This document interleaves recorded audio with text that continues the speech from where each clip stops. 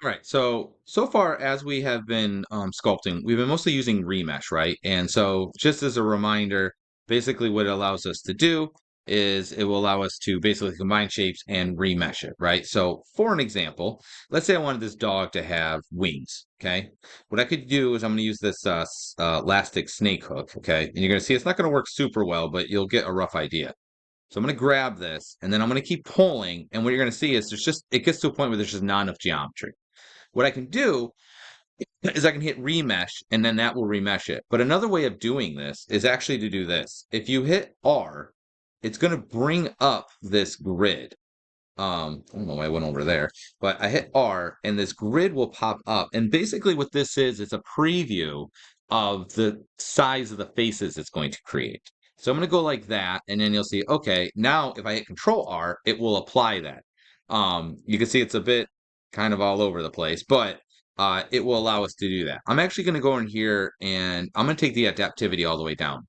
Please do that as well because I was having some issues, and I'll explain that later on. So I'm going to hit R again, and I'm going to go a little bit more dense. Let's do like 0.4. Now when I hit Control R, you'll see it's going to generate geometry there. And then what I can do is just once again, I can pull, pull, pull as far as I can, and then you can see it stretched out. But when I hit Control R, it will redo it, right? So you can basically model a character by just constantly remeshing the form.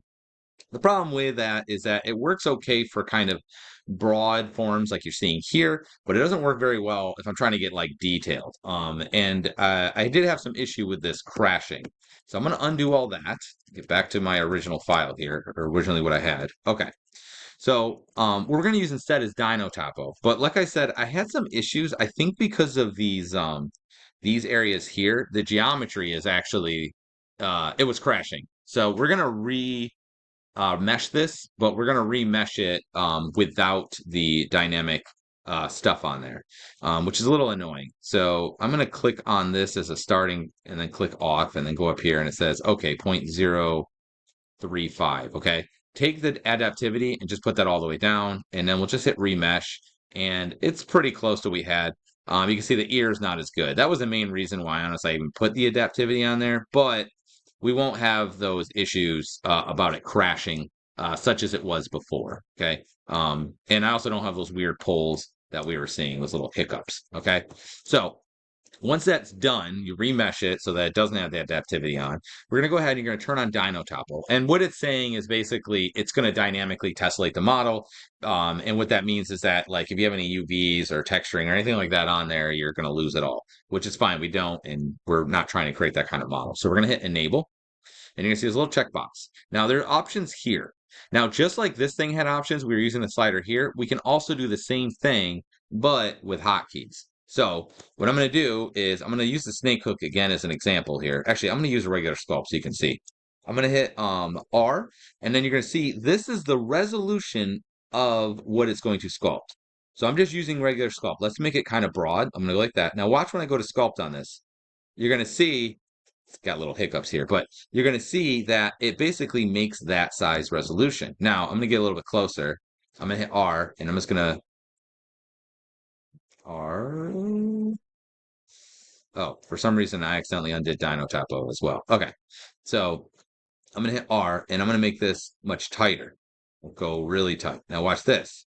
You can see that's the resolution of what it's going to create. So depending on what you're trying to do, you want to use broad if you're doing a big area. And when you get into the little nitty details, you want to do, the higher resolution. So I'm going to do that. I got to re-click this every time. Okay. So for example, if I do the snake hook now, and I'm just going to hit R and I'm going to make it a little bit broader. It doesn't really need to be that big. I'm going to make it roughly what it is now. You'll see, let's hit F. It will, as I pull, it will generate the geometry as I sculpt, as I pull it. Okay, so it's dynamically tessellating, meaning creating triangles on the model as we go. So this will allow us to do quite a bit as well. Now, there could be some, speed issues with this. Let's turn that back on. But now I'll be able to add other details that I wanted, such as, like nose shapes and things like that. Particularly for the crease polish and the crease sharp. These are super handy Because if you do the right amount of resolution, you'll be able to basically cut in. If I make it too broad, oh, good, it's still there. If I make it too broad, so if I R and I go too broad, you're going to see it's not enough to actually do it. Okay, so it went away. So you have to make sure when you're doing the details that you make them, broad enough. So I'm going to go ahead and basically try to just do, I'm going to hit R and I'm going to make the resolution a bit higher. I want a little bit higher than what it currently is. And then I can just sculpt like so. Okay. And this is really annoying. So I'm going to turn off wireframe. I don't really need that anymore. And we will go like this. And the nose goes like that a little bit, kind of like that. And then I can start adding my various details. I'm gonna do polish because she's like a pug beagle rat terrier mix. She's a mutt. Um, so I'm just gonna kind of basically do these little bits in here so that I can get those shapes, and then I can go in here and I'm just gonna do the sharp one for this, so that way I can get her eyes right, and then I'm just gonna hold shift to kind of smooth that in. Um, maybe, oops, I'm gonna weaken this up a little bit because it's a little too strong. I can put some like curves in here. Maybe put a little more in there, right? And you can see we can actually start to get our shapes here. That was not right. F. I want to make sure I'm in the center because this is Shift F, make it a little bit stronger because this is the part that goes right at the center of the nose. And then we'll kind of go like that, right? Um, looks so stupid. Anyway, so now I can start to basically sculpt those surface details, and just so you see, what we're doing is we're creating more geometry where there was less, okay? So now I can go through and sculpt basically those other elements, okay? Let's turn that off. All right.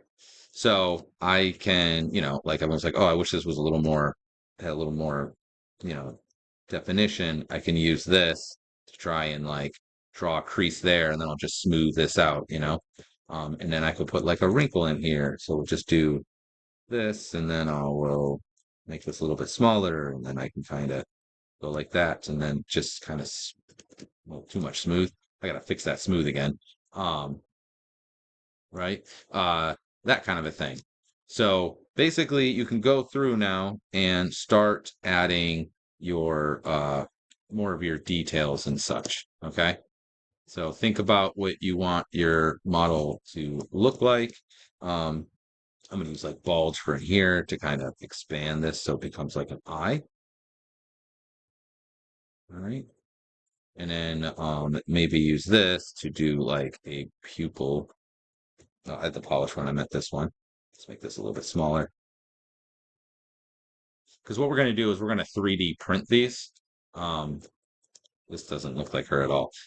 Anyway, so that's what I want you to do is go through and basically just use these sculpting tools and kind of flesh out, if you will, the the design of your character. Okay, so just do those sorts of things. All right. You don't need to watch me do it. I think you know what you need to do. So just go ahead and sculpt the surface. Think of it like it's clay. Try out all the different brushes because I thought about going through and explaining them all, but honestly, it would just be a long video. You can kind of play around with them and get a feel for what they are. You really only need a couple of them for most of your things.